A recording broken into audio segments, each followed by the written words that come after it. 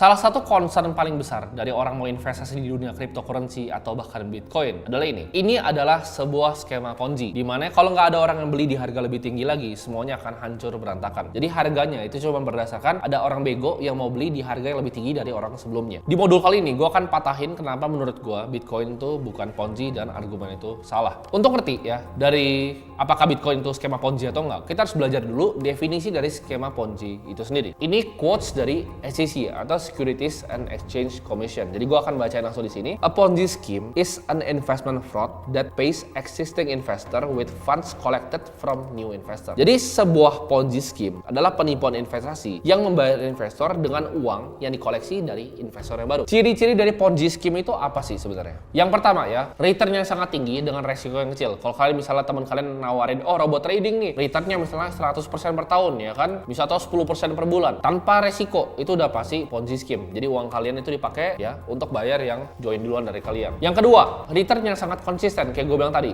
Ya, satu tinggi banget 10% per bulan. Yang kedua, itu konsisten dibilang. Fixed profit 10% per bulan. Itu udah pasti Ponzi. Dan yang ketiga, itu biasanya rahasia ya dan nggak dikasih tahu strateginya. Biasa gini, oh ini robot trading, ntar dia pakai ada algoritmanya. Pokoknya ribet lah. Kalian nggak pernah dijelasin cara bekerjanya itu seperti apa. Strategi itu rahasia banget. Nah, kita akan breakdown tiga hal ini satu persatu. Bitcoin itu sistemnya sendiri adalah sistem yang open source. Jadi semuanya itu bisa ngelihat. Satu dunia bisa lihat, satu dunia bisa audit apa yang terjadi dalam blockchain-nya. Blockchain-nya itu publik, transparan, bisa dianalisa, bisa diverifikasi juga. Nah, full node dari Bitcoin sendiri itu open source. Kalian bisa running ya. Jadi kalian bisa lihat tuh kalau kalian running full node sendiri, semua money supply-nya Bitcoin itu berapa. Tadi Ponzi itu ciri-cirinya apa? Nawarin investment return yang gila. Di sini Bitcoin, apakah Satoshi pernah nawarin investment return? Nggak pernah. Apakah di white paper ada tulisan oh Bitcoin fix 100% per tahun? Nggak pernah. Bitcoin itu nggak pernah offer fixed return yang tinggi. Satoshi, kalau kalian tracing ke forum-forumnya awal-awal dia ciptain Bitcoin, itu dia nggak pernah sama sekali bahas tentang return bahkan di Bitcoin. Semua yang dibahas itu purely aspek dari technical Bitcoin sendiri. Jadi nggak pernah soal uangnya kalian beli bisa dapat berapa uangnya. Nah itu contoh red flag. Kalau kalian ngeliat project crypto,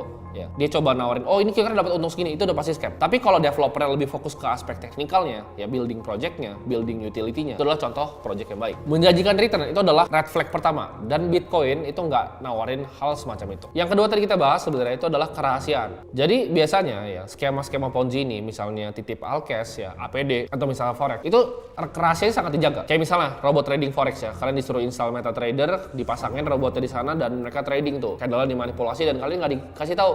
Oh cara trade itu kayak gini, nggak dikasih tahu kalian. Supaya apa? Kenapa di keep rahasia bisa skema Ponzi? Oh strategi begini. Biar kalian nggak curiga kalau uang yang kalian dapatkan itu didapatkan perusahaan dari member baru yang join. Kalau kalian ngerti, kalian bisa lihat, oh ini nggak make sense nih. Kok bisa sih sehari itu 1%? Kalau sehari 1%, kenapa dia nggak trading pakai uangnya sendiri? Kenapa perlu uang kita? Kenapa bikin kita kaya? Karena kalian itu yang dimainin. Dari uang dari teman-teman kalian itu dipakai untuk bayarin uang kalian. Jadi ibaratnya kayak gali lubang tutup lubang. Karena kenapa? Rahasia juga. Karena kalau mereka tahu ya itu adalah skema Ponzi, mereka kan semua tarik uangnya dan skemanya selesai. Contohnya di skema Ponzi-nya Bernie Madoff, dia bikin itu kompleks strateginya, returnnya tapi masuk akal ya. Biar orang tuh nggak nanya Bernie, oh ini gimana sih cara dapat duitnya? Tapi mereka terima duit aja dari inflow customer baru. Nah, Bitcoin itu sebenarnya fungsinya berbanding terbalik dengan apa yang barusan gue jelaskan ya. Karena dia nggak ada rahasia-rahasiaan. Running full node itu bisa transparan. Bitcoin itu sistemnya distributed ya, open source. Semua bisa verifikasi semua yang terjadi di blockchain-nya. Kalian mau ganti nih line of code di dalam Bitcoin, itu kalian harus reach mayoritas konsensus dulu. Dan nggak ada central authority yang pegang kontrol terhadap Bitcoin ini. Bahasa yang suka digunakan sama anak kripto adalah verify, don't trust. Jadi kalian nggak perlu percaya Bitcoin, kalian tinggal verifikasi sendiri aja ya. Lihat ke dalam blockchain explorer-nya kayak gimana. Bitcoin juga nggak punya pre-mine ya. Jadi kalau kalian bilang Bitcoin Ponzi, Bitcoin nggak punya pre-mine. Jadi begitu sistemnya dibikin, kalau Ethereum, Vitalik pre-mine ya kan. Ripple, XRP, foundernya pre-mine. Tapi Bitcoin itu mereka nggak pre-mine. Jadi Satoshi itu mining 1 juta koin yang gue sebutin tadi. Itu sama kayak orang-orang lain begitu mereka mining koinnya awal-awal. Sama keluarin energi, sama keluarin computing power, which is itu adalah intrinsic value dari Bitcoin. Jadi Satoshi itu nggak punya advantage ya, dia nggak punya kelebihan dibanding orang lain yang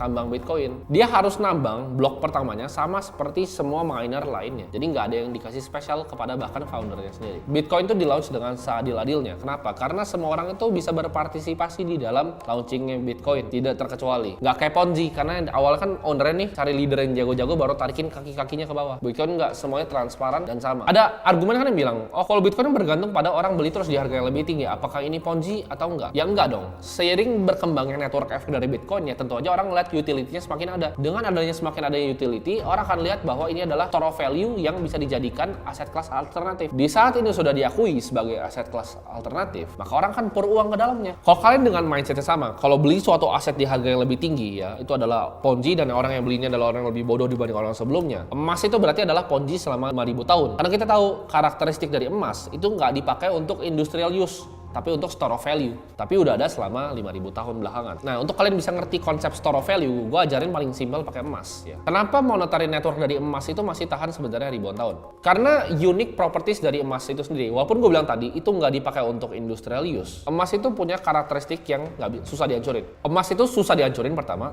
Kedua, butuh biaya eksplorasi untuk menambah emas. Jadi ini bikin yang namanya kelangkaan atau scarcity. Sama kayak sistemnya Bitcoin. 21 juta koin, ada minernya. Sama. Emas juga ditambang. Ditambang dan biaya eksplorasi itu adalah yang bikin harganya itu bagus. Emas juga kuat ya. Emas ini juga sebenarnya hampir nggak bisa dirusak secara kimia. Karena kalau kita lihat, uang fiat itu kan bertumbuh tuh setiap tahunnya. Sedangkan emas ini punya karakteristik tadi. Satu, susah dihancurin, store of value, bisa dibagi. Emas itu punya biaya eksplorasi untuk menambangnya. Jadi beberapa karakteristik ini yang bikin orang percaya bahwa gue mau taruh uang gue di emas, bukan cuma di uang fiat. Jadi aset kelas alternatif. Tapi apakah itu adalah Ponzi? Ya bukan, karena karakteristik tadi yang ada di dalam emas. Makanya digunakan dari orang zaman dulu ya. Di India banyak yang gunakan itu sebagai wealth preservation, untuk orang menyimpan kekayaan mereka. Sampai bahkan detik ini orang beli emas-emas kepingan. Kenapa? Fungsinya emang apa? Jadi apakah Ponzi kalian beli emas itu? Ya enggak. Nah, sekarang kita akan bandingkan antara Bitcoin dan juga fiat banking system. Fiat itu sebenarnya adalah komoditas yang artificial. Dolar itu sebenarnya dibuat dari kertas dan direpresentasikan di digital ledgernya di dalam suatu perbankan, the Feds. Sama seperti euro, yen, ya, mau Australia dollar dan semua mata uang lainnya, Singapura dollar, semuanya sama. Terkait juga fractional reserve system. Kalau 20% aja pengguna bank itu tarik uangnya, sistem perbankan itu pasti akan collapse atau sistem fiat. Nah, sistem fiat ini sebenarnya seperti musical chair yang nggak pernah berhenti. Musical chair kalian mungkin tahu ya, yang nyanyi lagu, ya kan, ada kursi, ada 3-4 orang. Siapa yang ditarik terakhir itu yang beres. Bitcoin sendiri itu adalah sebuah network effect ya, dia bukanlah Ponzi scheme. Karena definisi paling luas dari Ponzi, sistemnya itu harus beroperasi untuk berfungsi. Sedangkan Bitcoin itu adalah sebuah disrupsi dari teknologi. Nah, teknologi apapun ya yang punya adopsi cepat itu antara akan ada penerimaan dan ada penolakan. Market itu bisa irasional pada awalnya, tapi network effect dari Bitcoin ini terus compounding walaupun supply-nya terbatas. Itu yang jadi store of value. Dan ini yang bisa mematahkan Ponzi. Ponzi itu kan simpelnya yang masuk duluan itu pasti lebih cuan karena dia bentuknya piramid. Yang masuk pertama itu cuan dari yang masuk di tengah, yang di tengah itu lebih cuan dibanding masuk yang di akhir. Yang paling akhir baru boncos semua, terus akhirnya semuanya boncos. Nah, Bitcoin itu